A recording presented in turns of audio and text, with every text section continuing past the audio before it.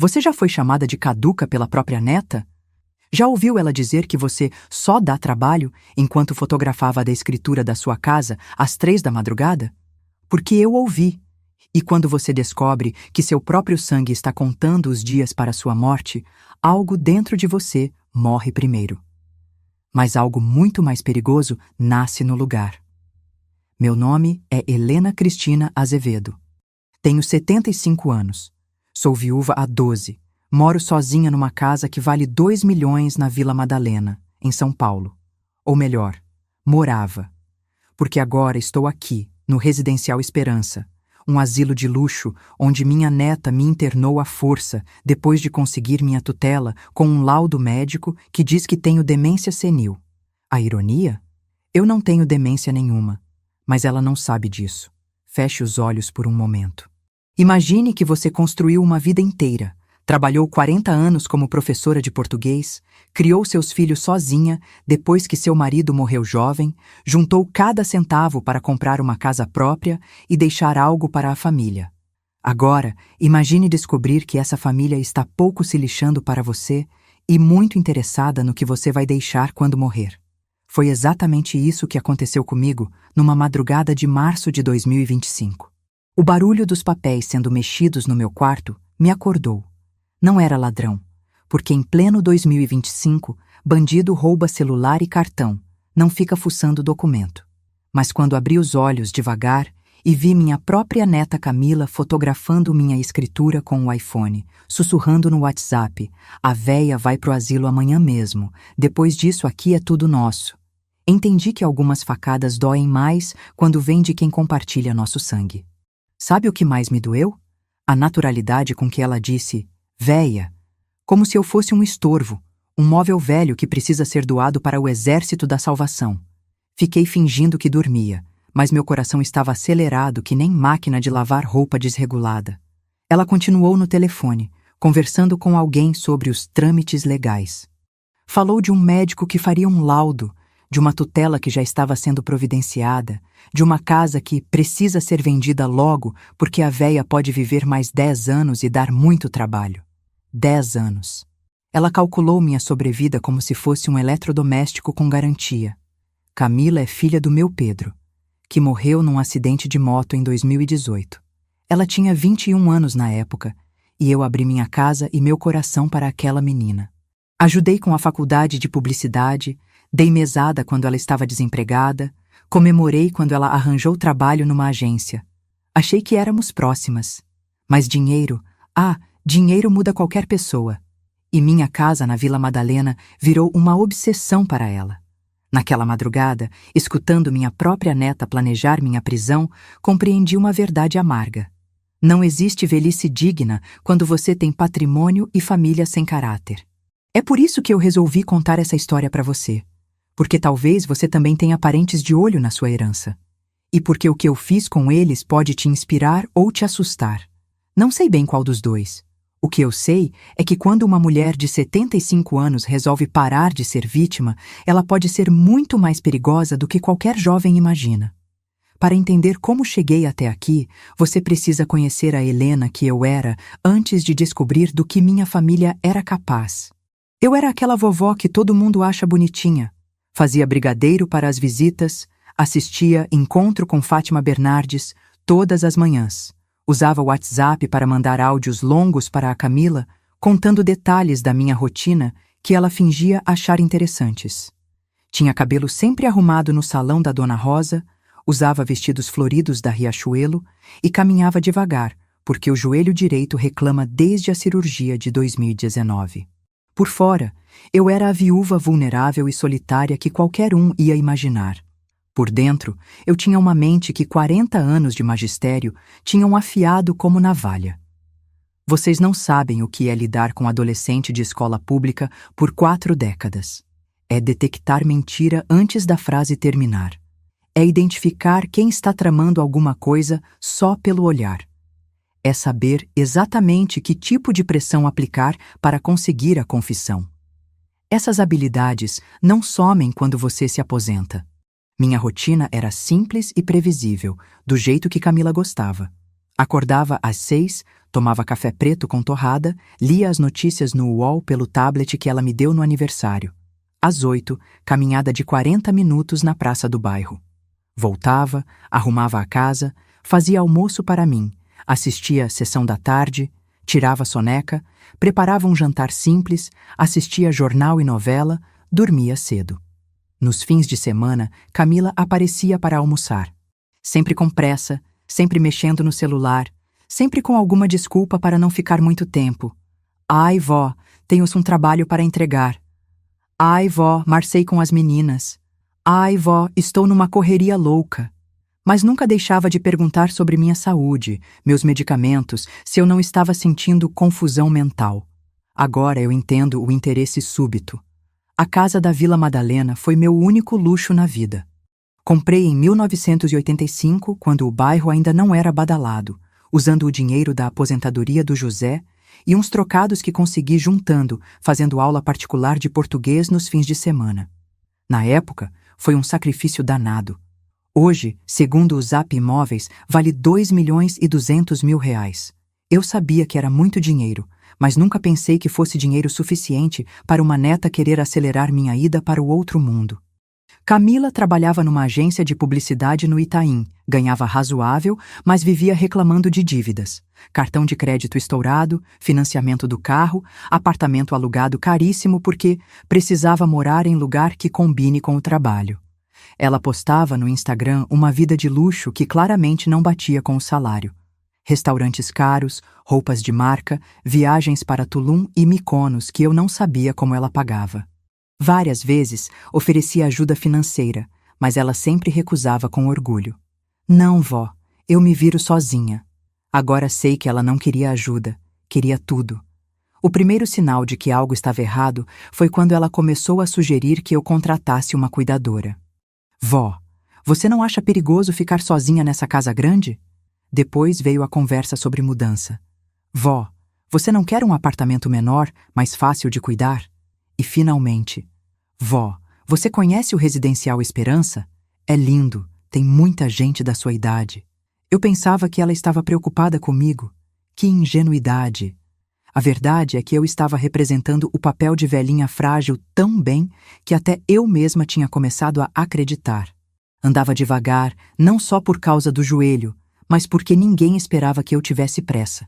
Falava baixo, não só por educação, mas porque ninguém mais me ouvia mesmo. Fazia perguntas óbvias, não porque estava confusa, mas porque as pessoas gostam de se sentir superiores, explicando coisas para a vovozinha. Era mais fácil ser subestimada. Menos trabalho, menos cobrança, menos responsabilidade. Uma vida pequena e silenciosa numa casa grande e vazia. Mas naquela madrugada, ouvindo minha neta conspirar contra mim pelo WhatsApp, a Helena professora acordou como um animal que fingiu estar morto para sobreviver ao predador. E descobriu que ainda tinha garras muito afiadas. O que você faria se descobrisse que alguém que você ama está planejando te trancar numa prisão dourada para roubar tudo que você construiu na vida? Eu vou te contar exatamente o que eu fiz. Fingi que continuava dormindo e comecei a planejar minha defesa.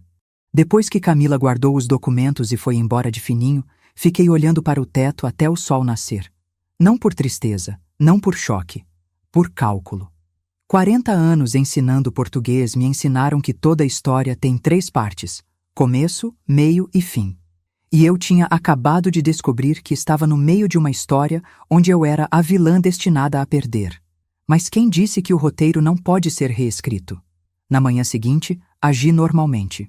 Camila apareceu na hora do almoço com um médico que ela apresentou como Dr. Marcos, um especialista em geriatria, que queria fazer umas perguntinhas básicas para saber como está minha saúde mental. Dr. Marcos Pereira. Uns 50 anos, barba mal aparada, jaleco amassado, olhar de quem precisa de dinheiro com urgência. Ele fez perguntas que qualquer vovó meio distraída erraria. Que ano estamos? Quem é o presidente? Qual é seu endereço completo? Eu podia ter respondido tudo certinho. Mas aí pensei, se eles querem uma velhinha caduca, é uma velhinha caduca que vão ter. Ah, doutor, que pergunta difícil, respondi com a voz trêmula que uso quando não quero fazer alguma coisa. Acho que estamos em 2020 ou 2021. Essa pandemia me confundiu toda. O olho da Camila brilhou como se ela tivesse ganhado na Mega Sena. E o presidente? A senhora lembra? Ah, é aquele moço bonito. Como é mesmo o nome? Collor? Doutor. Marcos anotou tudo no tablet, com a satisfação de quem estava ganhando dinheiro fácil. Camila disfarçou um sorriso. Eu disfarcei vontade de dar uma porrada nos dois. Vó, disse Camila com a voz docinha que ela usa quando quer alguma coisa, o doutor acha que seria bom a senhora fazer uns exames mais detalhados. Talvez seja melhor ficar uns dias num lugar onde tenham profissionais que possam cuidar da senhora direitinho. Não quero sair de casa, murmurei, fazendo exatamente o que uma velhinha assustada faria. É só temporário, vó, para sua segurança. Mentira número 1. Não era temporário. O Residencial Esperança é maravilhoso, completou o doutor Marcos. A senhora vai adorar. Tem atividades, outros residentes da sua idade, enfermagem 24 horas. Mentira número 2. Eles não se importavam se eu ia adorar. Mas minha casa... A casa fica guardadinha aqui, vó. Ninguém vai mexer em nada. Mentira número 3. Eles iam mexer em tudo. Quando eles saíram, escutei Camila no portão falando no telefone. Conseguimos. Ele vai assinar o laudo hoje mesmo. Amanhã ela já está internada e na semana que vem a tutela sai. Aí é só vender essa casa logo e dividir a grana. Dividir com quem? Com o namorado dela? Com o médico? Com que outras pessoas minha neta tinha se envolvido? Foi nesse momento que uma raiva muito antiga despertou dentro de mim. A mesma raiva que eu sentia quando pegava aluno colando na prova. A mesma raiva que eu sentia quando alguma criança mentia descaradamente olhando nos meus olhos. A mesma raiva que eu sentia quando percebia que alguém estava me testando para ver se eu era boba. Ninguém, eu disse ninguém, ia me tratar como uma velha débil mental. Passei o resto do dia fingindo estar confusa enquanto mentalmente organizava o que precisava fazer. Primeiro, descobrir quem mais estava envolvido nessa tramóia. Segundo, entender os aspectos legais da situação. Terceiro, encontrar uma forma de me defender sem revelar que eu sabia de tudo. Na internet, pesquisei sobre tutela de idosos, laudo médico falso, internação compulsória. Descobri que, infelizmente, o que eles estavam fazendo era muito comum e muito difícil de reverter. Uma vez que você está internado e tem um laudo médico atestando incapacidade mental, precisa de advogado, testemunhas, contraperício. Coisas que uma pessoa caduca dificilmente consegue providenciar sozinha. Mas eu não estava sozinha. Eu tinha algo que eles não sabiam que eu tinha: tempo, paciência e 40 anos de experiência lidando com pessoas que me subestimavam. E uma memória que guardava cada detalhe do que tinha ouvido naquela madrugada. No dia seguinte, uma ambulância parou na minha porta. Camila estava lá com 2 enfermeiros e uma papelada que eu assinei sem ler, fazendo a maior cena de confusão e medo. Chorei, pedi para não sair de casa, implorei para a Camila não me abandonar. Tudo teatro. Por dentro, eu estava curiosa para conhecer esse tal Residencial Esperança e descobrir como ia usar aquele lugar contra quem me colocou lá. O Residencial Esperança era realmente bonito. Jardim bem cuidado, quartos amplos, equipe educada, atividades recreativas. Se eu tivesse escolhido estar ali, talvez até gostasse, mas quando você é prisioneira, até o paraíso vira inferno. Me deram um quarto individual no 2º andar, com vista para o jardim e uma televisão grande. A primeira enfermeira que me atendeu, Joana, era uma moça simpática de uns 30 anos que me explicou a rotina. Café às 7, atividades das 9 às 11, almoço ao meio-dia, descanso até às 3, mais atividades até às 5, jantar às 6, TV comunitária até às 9. A senhora vai se adaptar rapidinho, dona Helena, ela disse com um sorriso genuíno. Aqui tem gente muito legal da sua idade.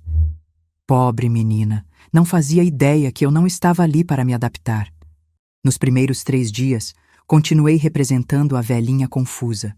Perguntava onde estava, chorava pedindo para voltar para casa. Fingia não lembrar dos nomes das pessoas. Mas enquanto isso, observava tudo com olhos de investigadora. O residencial tinha uns 40 internos, idades entre 60 e 90 anos.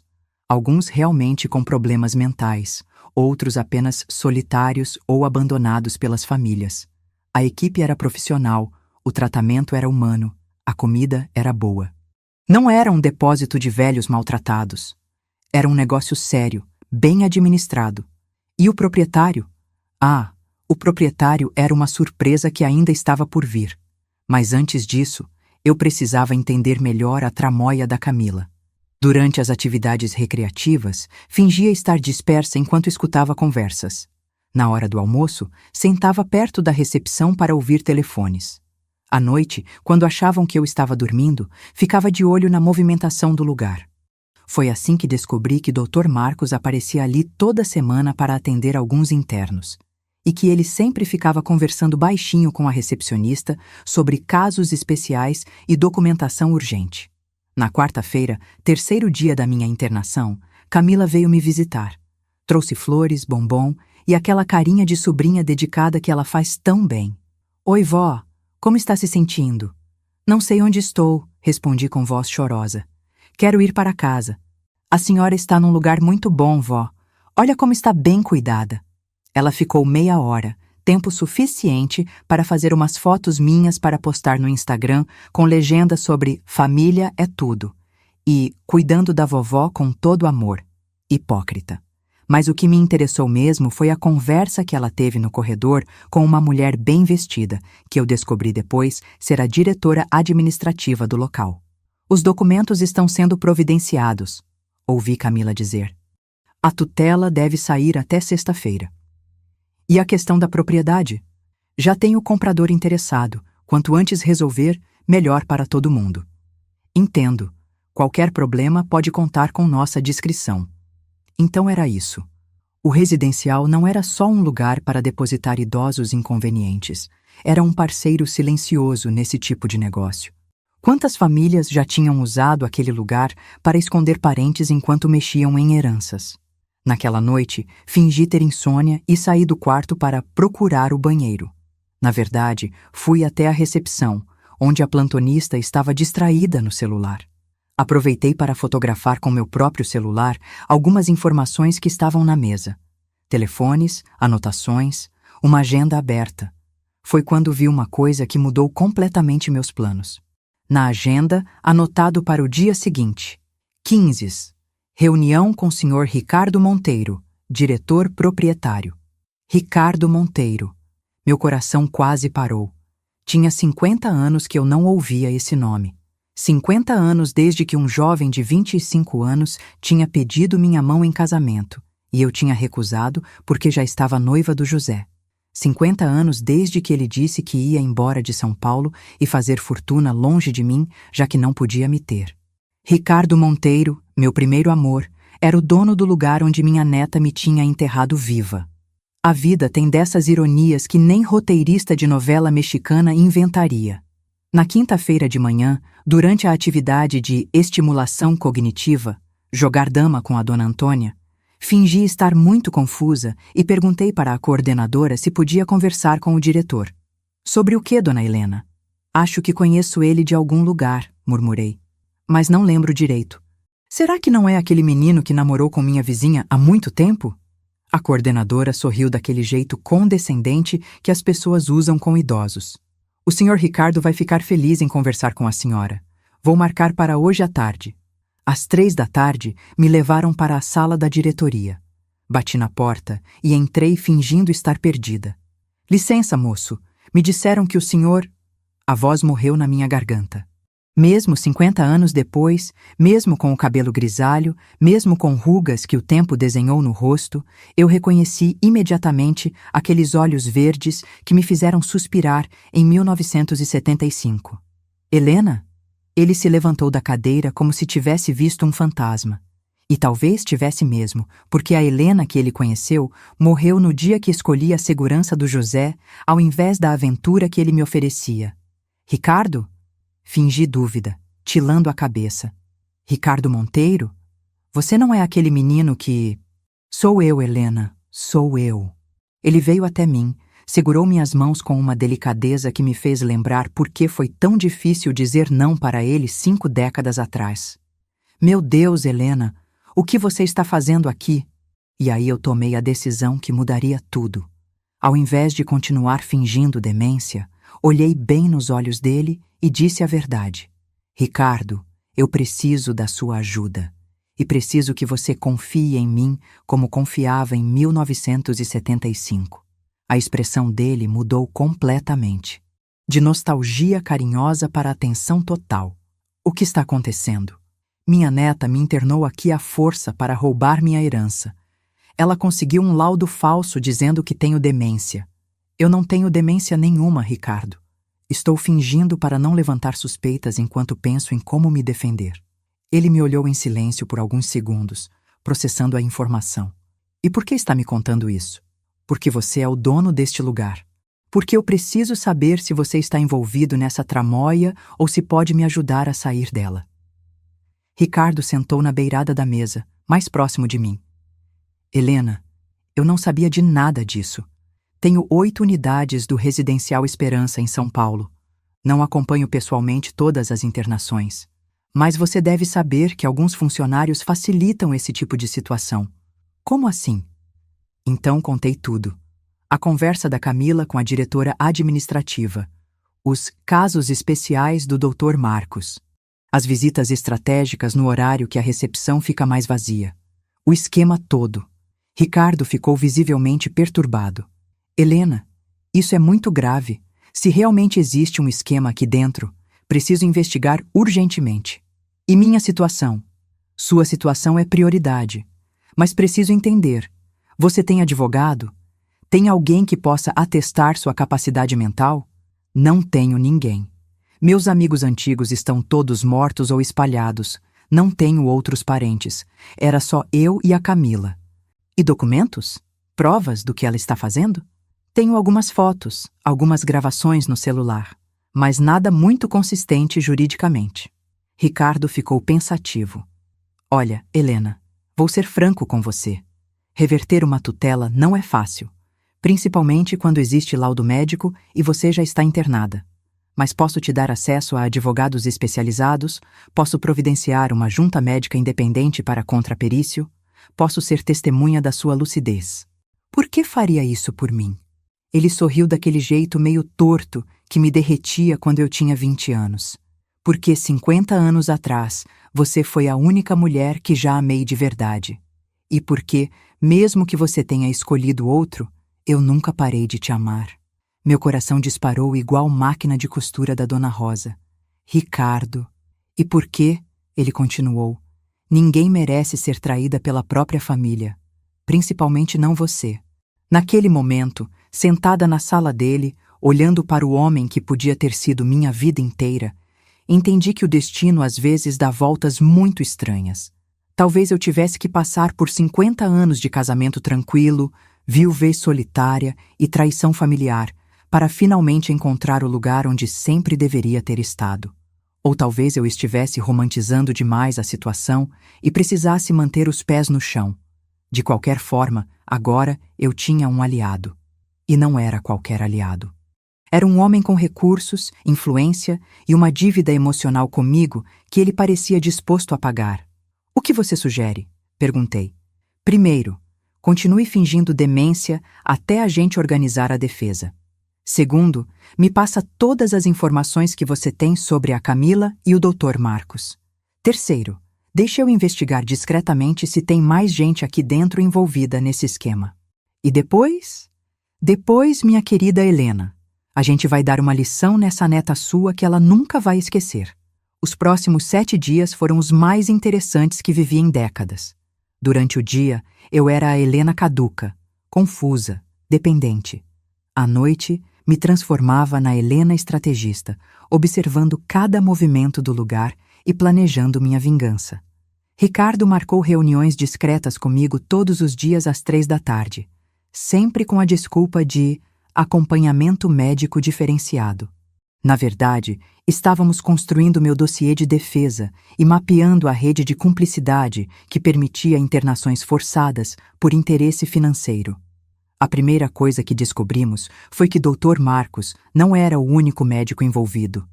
Havia pelo menos outros 3 que assinavam laudos apressados para famílias interessadas em resolver problemas com parentes idosos. A segunda coisa foi que a diretora administrativa, Sra. Júlia, recebia uma comissão por cada caso que facilitava. É um negócio lucrativo, me explicou Ricardo. Família paga para internar, paga mensalidade cara, médico ganha por laudo, administrativa ganha por facilitação. Todo mundo ganha, menos o idoso. E você não sabia de nada disso? Helena, eu tenho 200 funcionários em 8 unidades. Confio na equipe administrativa para gerir o dia a dia. Mas agora que sei, isso vai acabar. Durante essas conversas, aconteceu algo que eu não esperava. Comecei a redescobrir o homem que Ricardo tinha se tornado. Não era mais o rapaz impulsivo e sonhador de 1975. Era um empresário bem-sucedido, mas mantinha a mesma gentileza, a mesma inteligência emocional que me encantaram quando éramos jovens. E mais importante, ele me tratava como igual. Não como velhinha que precisava de proteção, mas como parceira numa missão. Você está diferente da Helena que eu conhecia, ele comentou no 4º dia. Como assim? Mais determinada, mais perigosa. Eu ri. 50 anos lidando com adolescente, Ricardo. Você aprende a ser estratégica ou morre na praia.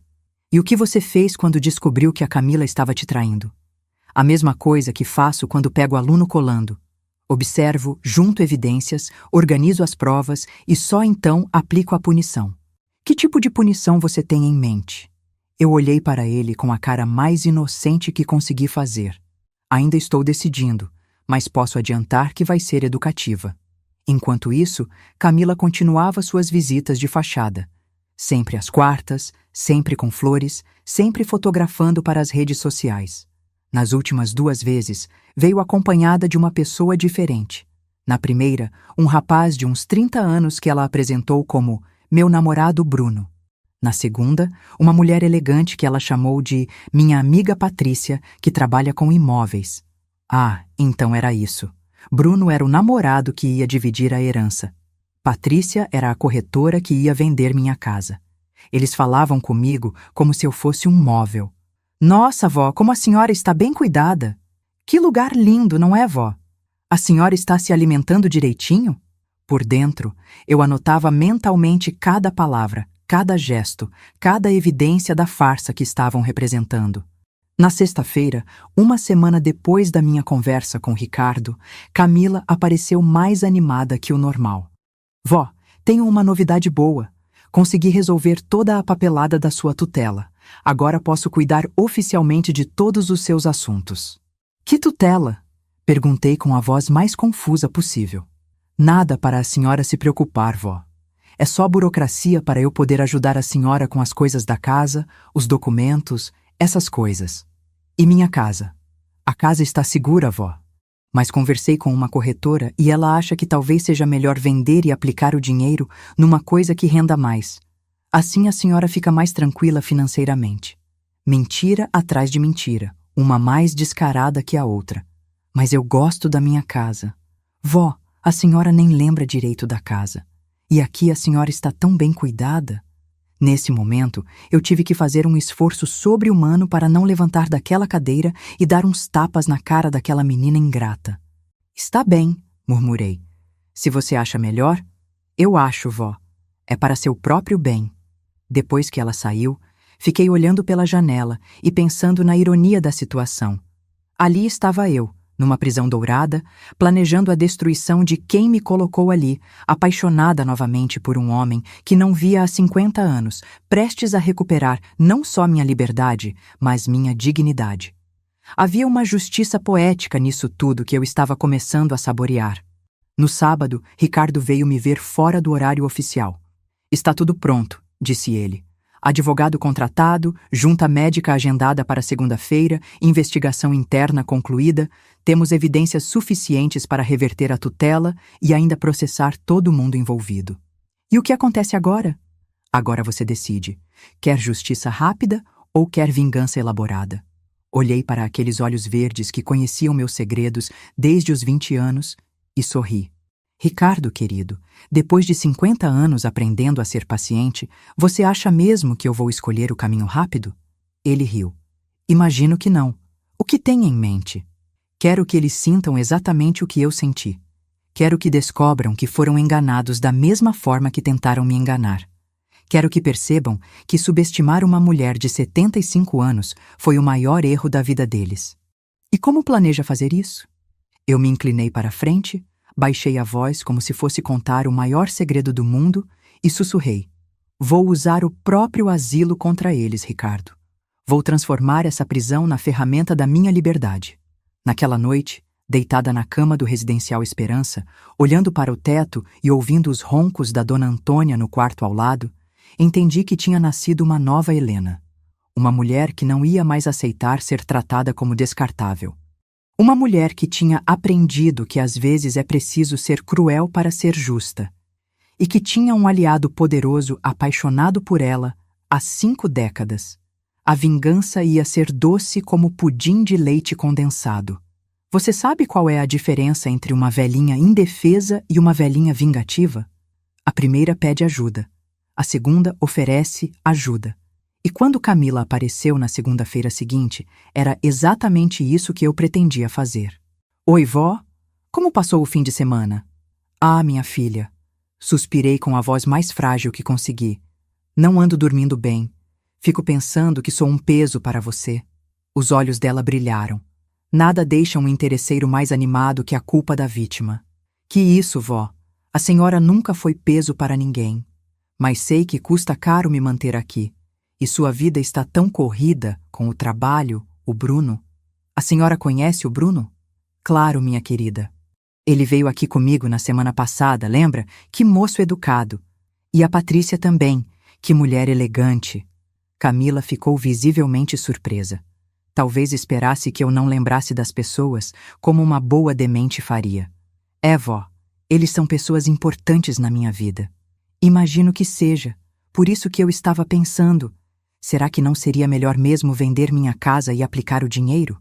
Assim vocês não precisam se preocupar comigo. A menina quase babou de felicidade. A senhora tem certeza, vó? Tenho, minha filha. Já conversei com o diretor daqui, seu Ricardo.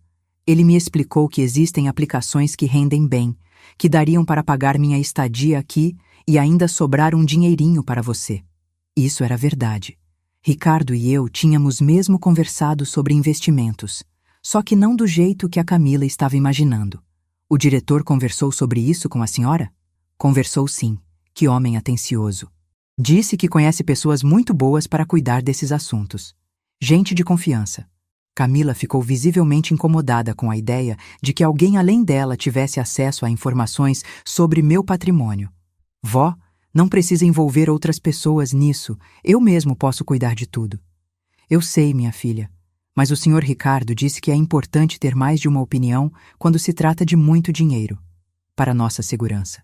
Nossa segurança? Sua e minha, óbvio. Ele disse que sempre pode acontecer de alguém tentar se aproveitar de pessoas idosas. Que é bom ter tudo muito bem documentado, com testemunhas, essas coisas. O desconforto da Camila estava escrito na cara. Ela não esperava que eu começasse a tomar iniciativas. Vó, acho melhor deixar tudo como está mesmo. Ah, mas eu já marquei uma reunião para quinta-feira. Vai estar presente o advogado do senhor Ricardo, a Patrícia, já que ela entende de venda de imóveis. E você, claro. Para a gente decidir tudo junto, bem transparente. Camila saiu dali mais pálida que leite azedo. Mal sabia ela que acabara de cair na primeira armadilha. Na verdade, não havia reunião marcada para quinta-feira. Mas agora ia ter. E ia ser exatamente como eu planejei. Naquela tarde, expliquei para Ricardo como funcionaria nosso primeiro movimento. Queremos que ela se sinta no controle, mais ansiosa.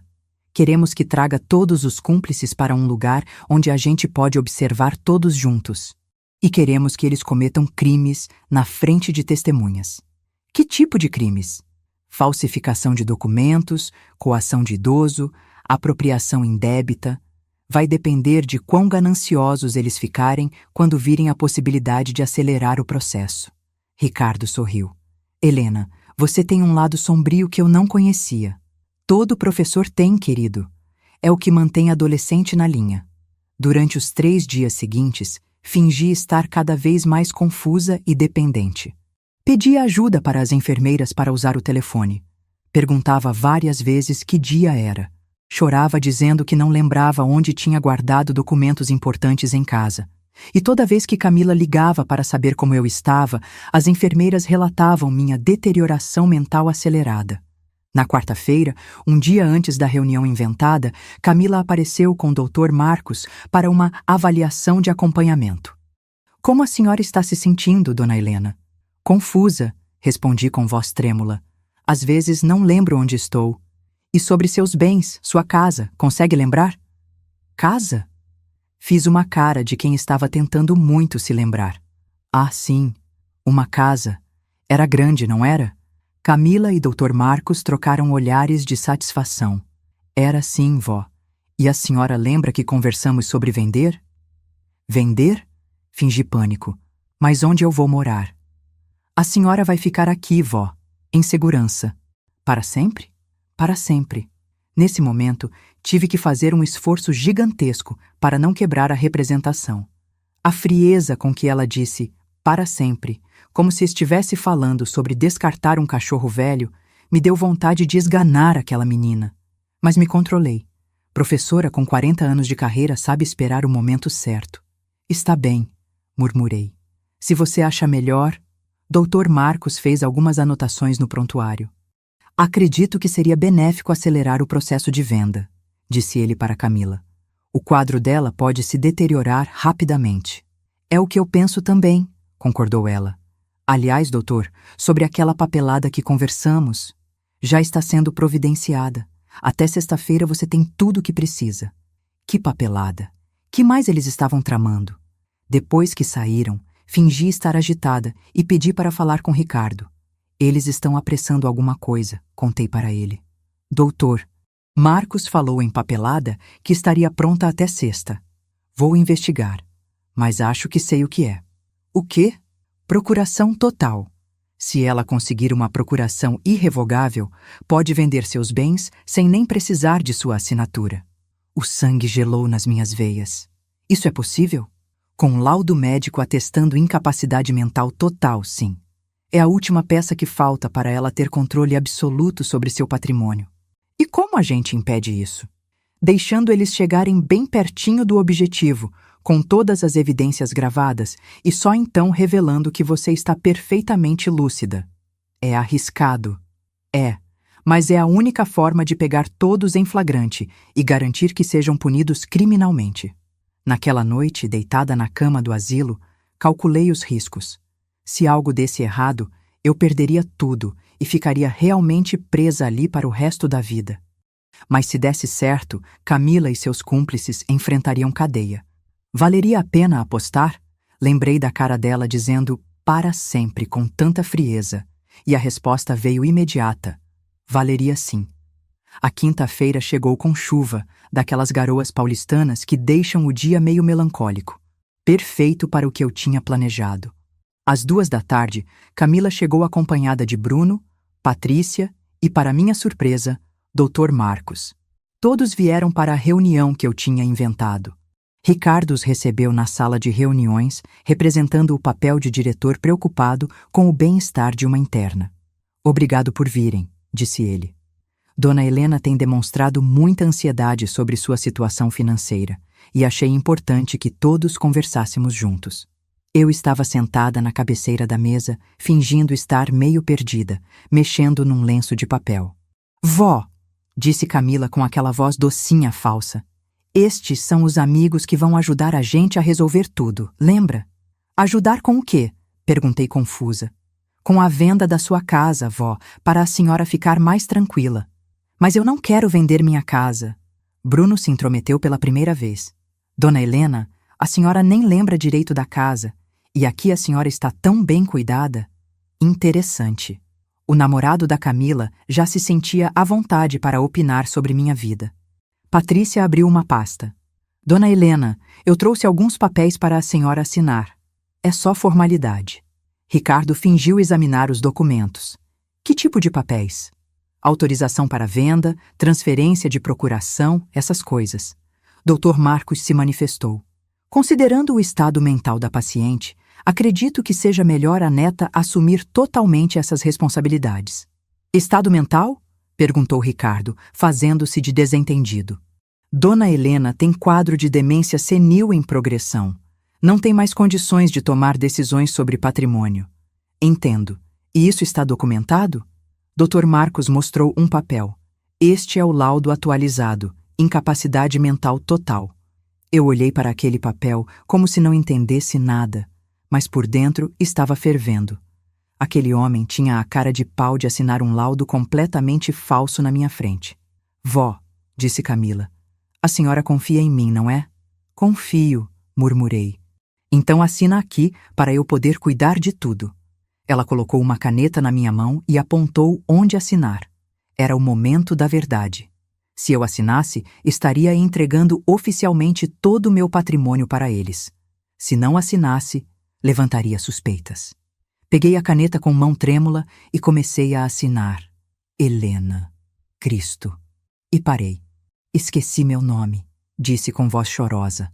Todos riram, como se fosse a coisa mais natural do mundo uma pessoa esquecer o próprio nome.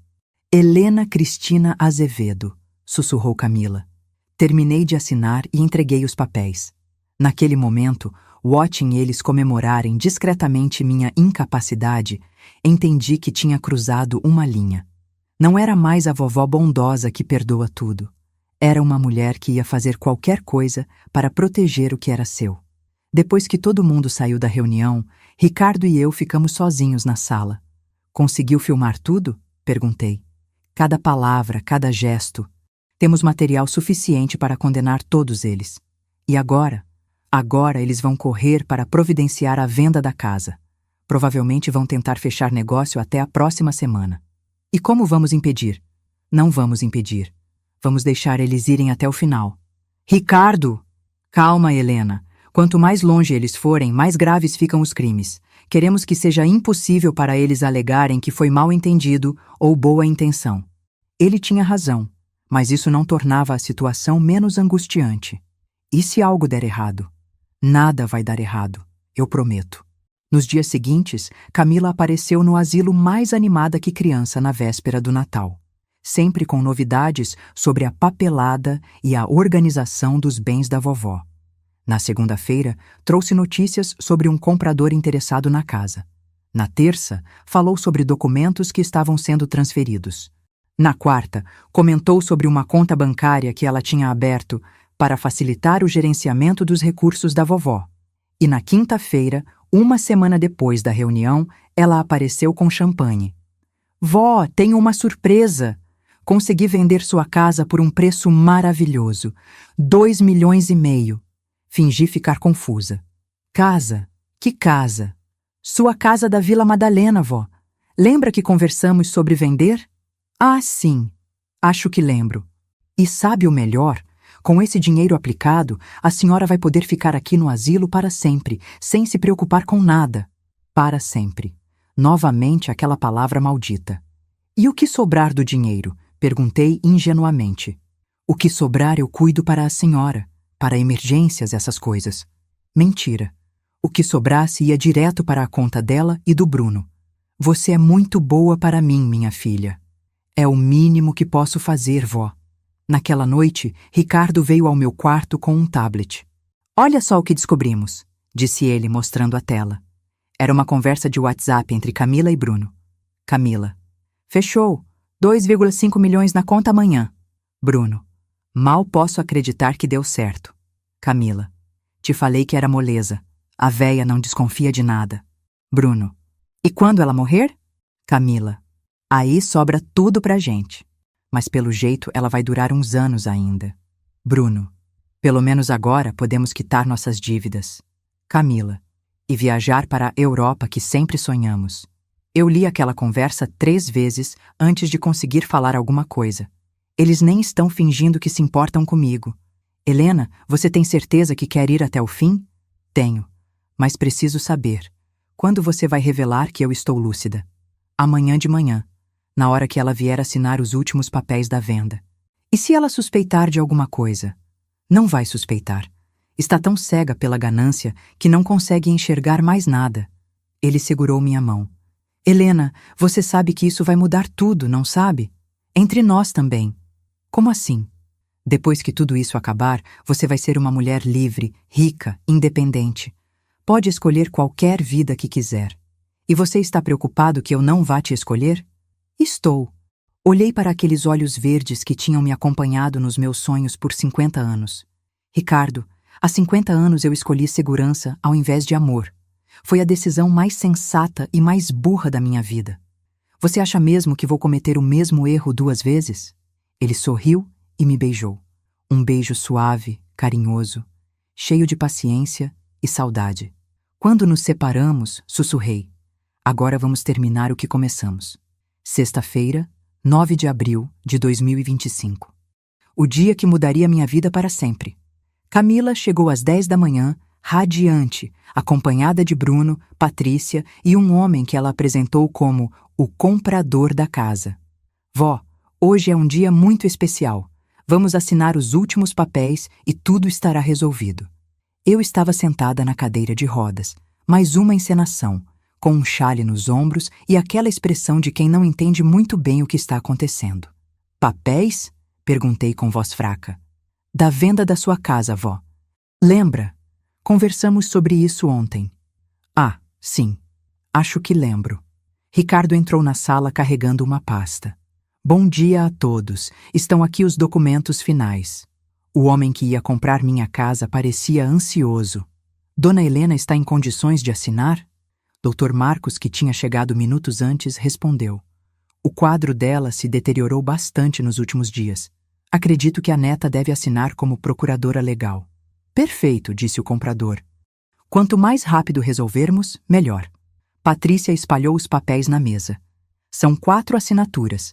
Transferência de propriedade, recebimento do valor, autorização bancária e quitação de impostos. Camila pegou a caneta e começou a assinar como Helena Cristina Azevedo, representada por sua procuradora legal, Camila Azevedo Santos. Eu observava cada movimento, cada assinatura forjada, cada crime sendo cometido na minha frente. Pronto, disse Camila quando terminou. Agora é só transferir o dinheiro.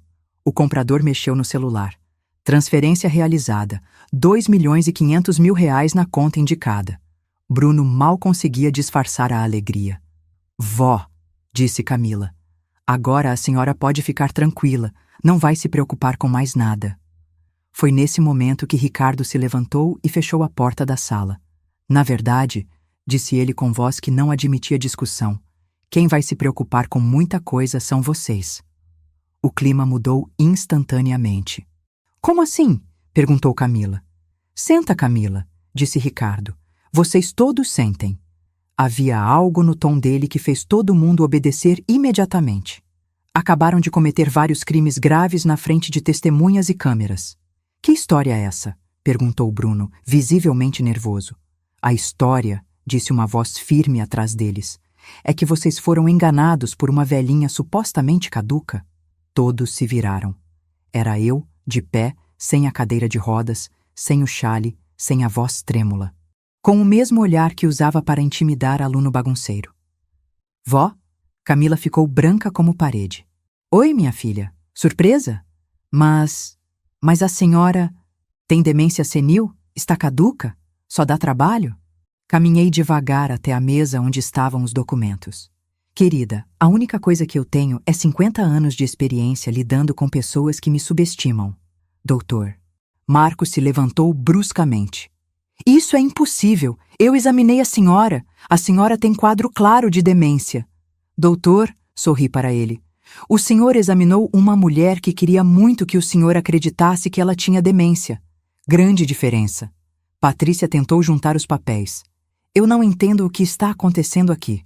O que está acontecendo, disse Ricardo, é que vocês acabaram de forjar a assinatura de uma pessoa mentalmente capaz, Venderam uma propriedade sem autorização do dono, falsificaram documentos médicos e cometeram apropriação indébita.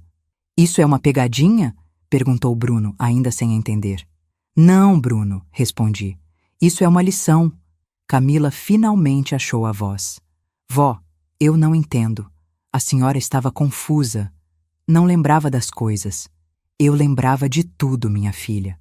Inclusive da conversa que você teve no meu quarto naquela madrugada, fotografando minha escritura e falando no WhatsApp sobre como eu era um estorvo que precisava ser removido. O maxilar dela caiu. A senhora ouviu? Ouvi e gravei. E documentei cada movimento de vocês desde então. Ricardo ligou a televisão da sala e mostrou um vídeo. Era a reunião da semana anterior, com todos eles discutindo minha incapacidade mental e assinando documentos fraudulentos. Temos também, continuou ele, gravações telefônicas, mensagens de WhatsApp, transferências bancárias suspeitas e depoimentos de funcionários sobre o esquema de internações forçadas. Dr. Marcos tentou sair da sala, mas encontrou 2 seguranças na porta. Doutor, disse Ricardo, o senhor vai ficar aqui até a polícia chegar. Polícia? Camila entrou em pânico. Claro, minha filha. Vocês cometeram crimes. Achou que ia ficar assim mesmo? Vó, por favor. Camila começou a chorar. Eu posso explicar tudo. Eu estava com dívidas. Precisava de dinheiro. Não pensei direito. Não pensou direito? Minha voz saiu mais dura que eu pretendia. Camila, você me fez passar 2 semanas fingindo demência num asilo. Você assinou um papel me declarando incapaz mental. Você vendeu minha casa sem minha autorização. Mas eu ia cuidar da senhora. Cuidar? Minha filha, você falou para o Bruno que eu podia viver mais 10 anos e dar muito trabalho. Isso é cuidar? Bruno tentou se afastar discretamente de Camila, mas Ricardo fez um gesto para os seguranças. Ninguém sai daqui até a polícia chegar. Escuta, disse Patrícia tentando negociar. Podemos resolver isso sem envolver autoridades. Devolver o dinheiro. Tarde demais, respondi. Vocês tiveram várias oportunidades de fazer a coisa certa. Escolheram o crime. Dr. Marcos tentou uma última cartada. Dona Helena, eu posso atestar que foi tudo um mal-entendido. Posso corrigir o laudo. Doutor, olhei para ele com desprezo. O senhor vendeu sua credibilidade médica por quanto? 5.000? 10.000?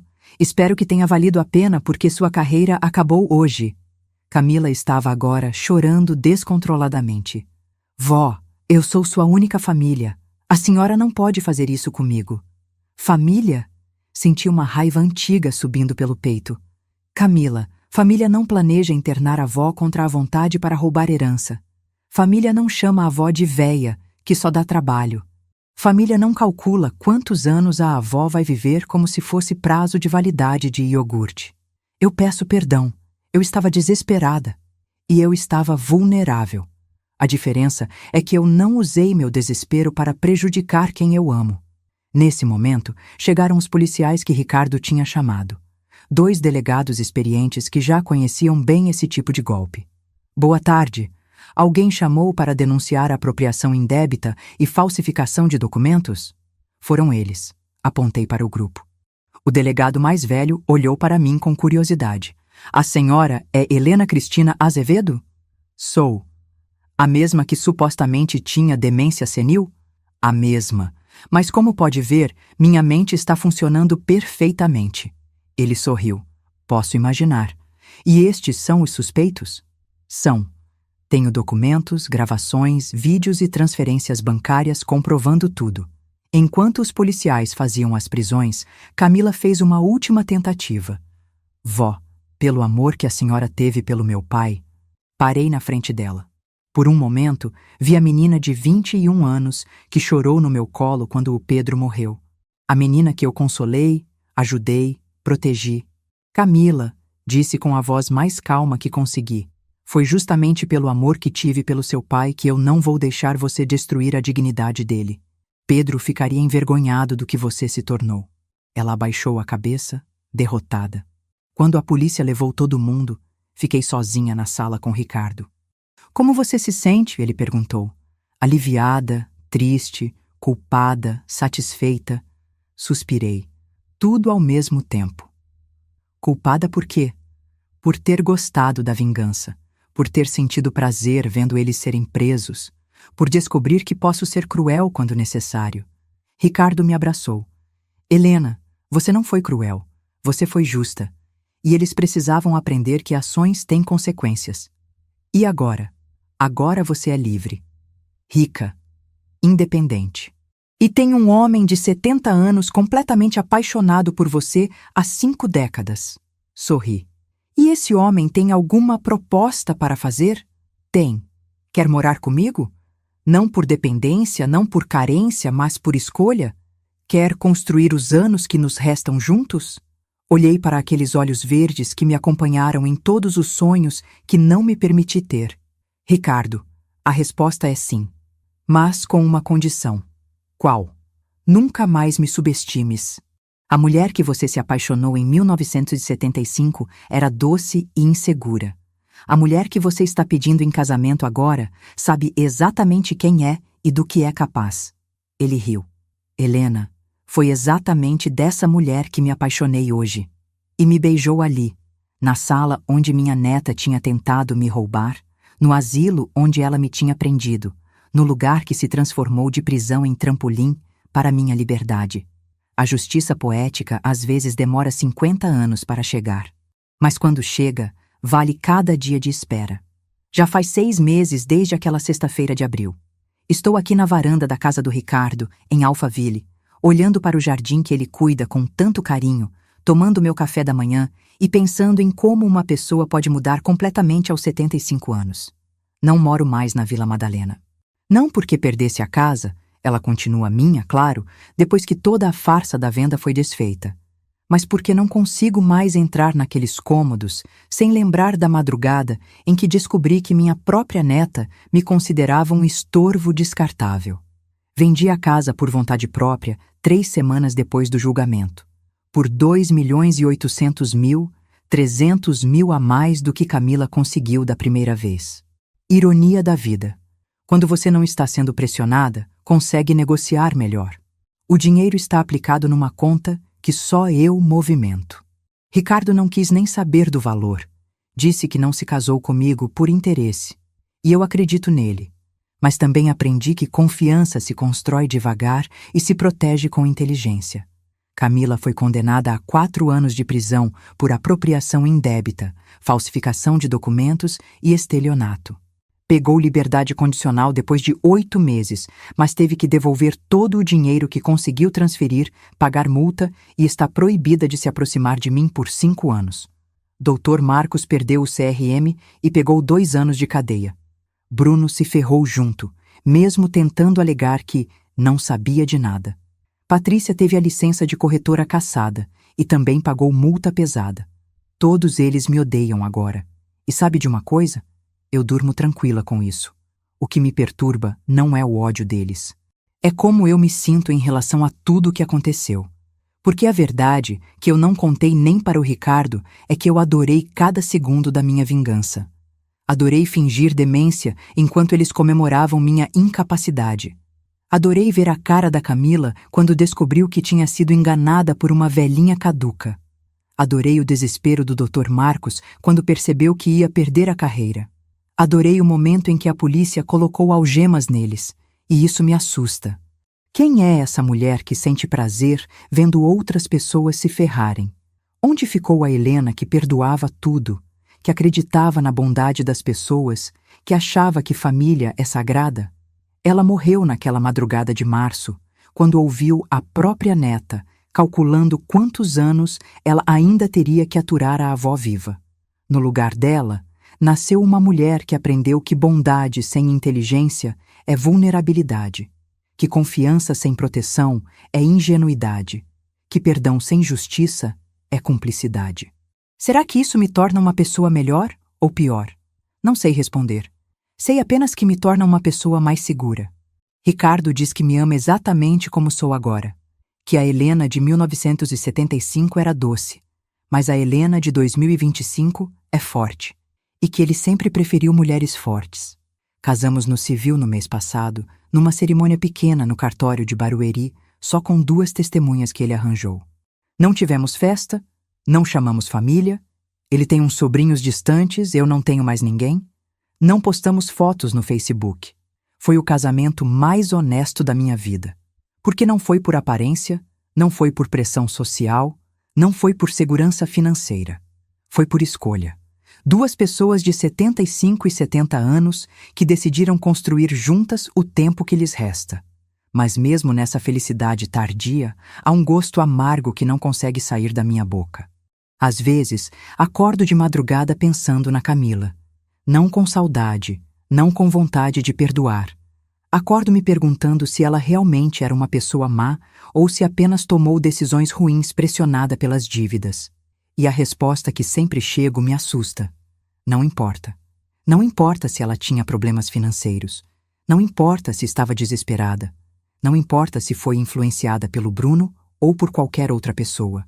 O que importa é que ela olhou para uma mulher de 75 anos que a amava e viu apenas um obstáculo entre ela e o dinheiro.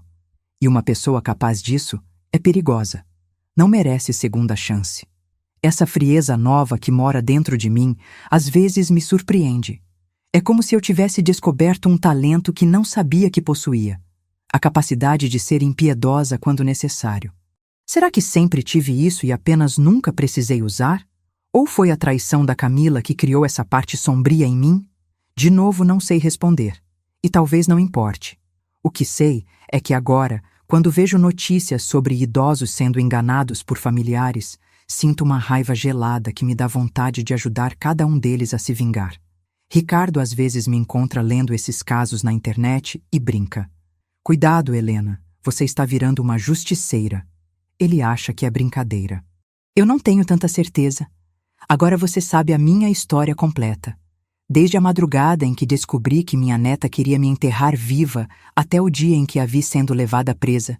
E talvez você esteja se perguntando por que resolvi contar tudo isso. Por que expor os detalhes de uma vingança que durou semanas e destruiu o que restava da minha família? A resposta é simples. Porque você pode ser a próxima. Não necessariamente vítima do mesmo golpe, mas vítima da mesma mentalidade. A mentalidade de que pessoas idosas são descartáveis, de que nossa experiência não vale nada, de que nossa inteligência diminuiu junto com nossa força física, de que somos presas fáceis. Olha ao seu redor. Quantos idosos você conhece que estão sendo cuidados por familiares interessados apenas na herança? Quantos assinaram procurações que não entenderam completamente?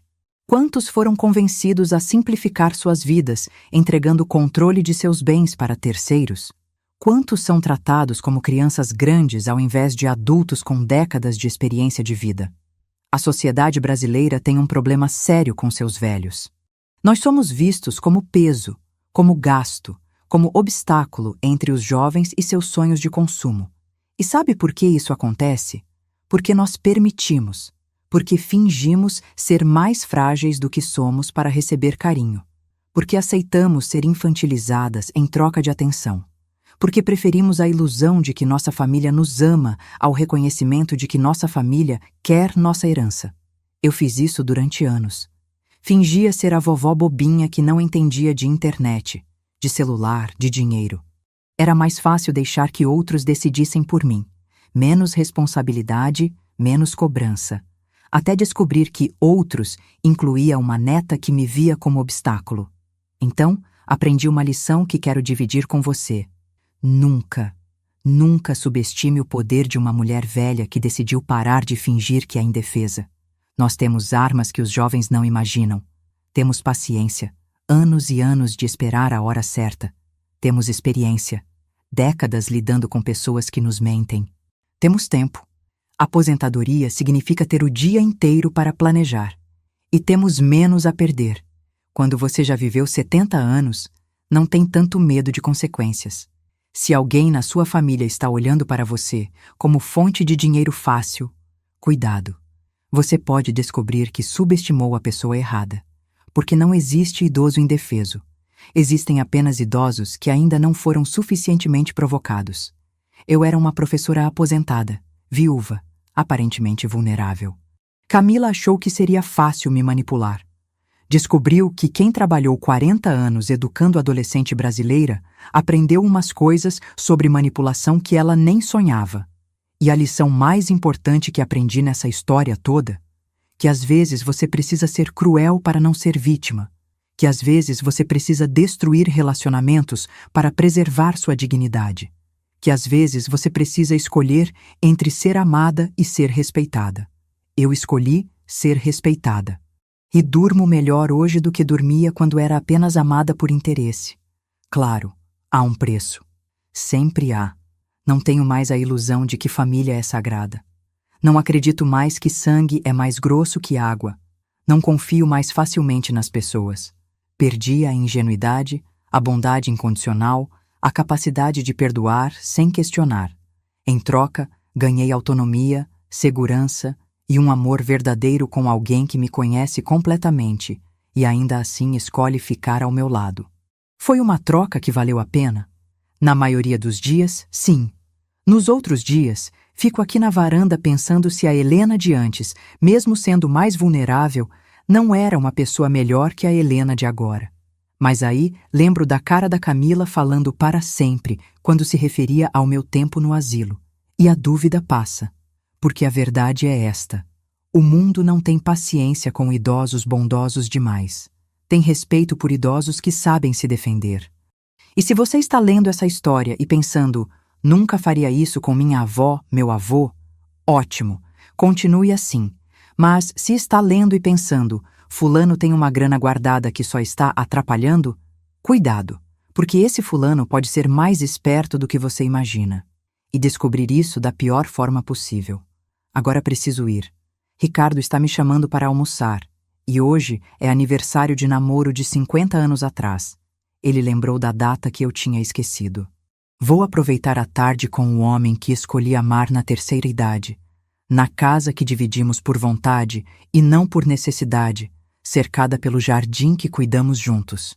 Uma vida simples, tranquila, protegida e verdadeira. Muito diferente da vida que Camila tinha planejado para mim e infinitamente melhor. Só um último aviso para fechar minha confissão. Se você é jovem e está olhando para algum idoso da sua família como herança ambulante, lembre-se desta história. Lembre-se de que por trás daquela aparência frágil pode haver uma mente que já viu de tudo neste mundo. Uma pessoa que já enfrentou ditadura, hiperinflação, crises familiares, perdas, traições. Uma pessoa que sobreviveu a 70 anos de Brasil e que, portanto, sabe umas coisas sobre resistência que você nem imagina. Pode ser que você esteja subestimando a pessoa errada. Pode ser que você acabe descobrindo que mexeu com quem não devia. E pode ser que, no final das contas, quem termine preso seja você. Porque às vezes, só às vezes, a justiça vem das mãos mais inesperadas. E tem gosto de vingança servida gelada, como um bom pudim de leite condensado que ficou a noite toda na geladeira.